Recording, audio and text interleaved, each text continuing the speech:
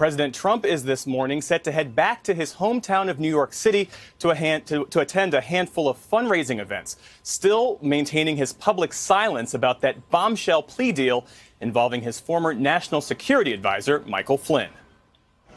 Retired General Michael Flynn, once President Trump's national security advisor and key confidant, now a convicted felon.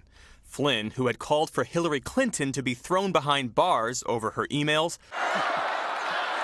damn right, pleaded guilty Friday to willfully and knowingly making false, fictitious, and fraudulent statements to the FBI about his contacts with Russia's former ambassador to the U.S., Sergei Kislyak, contacts he had previously denied.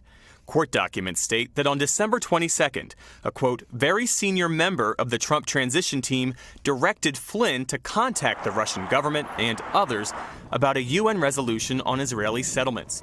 Sources familiar with the matter tell NBC News that very senior member was Jared Kushner, President Trump's son-in-law and senior advisor. A second contact came a week later. Documents show a senior official asked Flynn to reach out to Kislyak again about the Obama administration's sanctions meant to punish Moscow over its election meddling. NBC News has learned that senior official was KT McFarland, who would later be sworn in as Deputy National Security Advisor.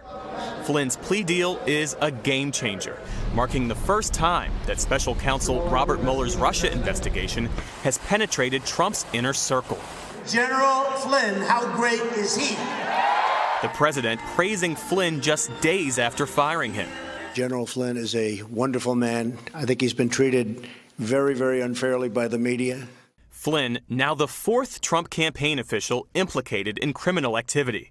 In a statement, Flynn says he accepts full responsibility for his actions, adding, quote, my guilty plea and agreement to cooperate with the special counsel's office reflect a decision I made in the best interests of my family and of our country.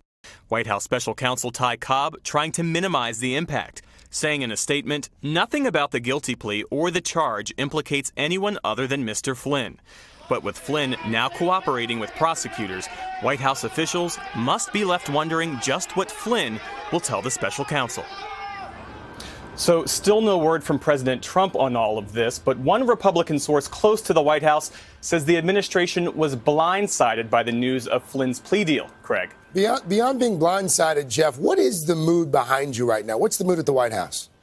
Well, publicly, I mean, you saw that statement from Ty Cobb trying to create some distance between the president and Mike Flynn.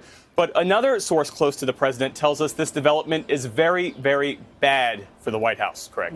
All right, Jeff Bennett for us this morning at 1600 Pennsylvania. Jeff, thank you. Hello, Today fans. Thanks for checking out our YouTube channel. Subscribe by clicking that button down there and click on any of the videos over here to watch the latest interviews, show highlights, and digital exclusives.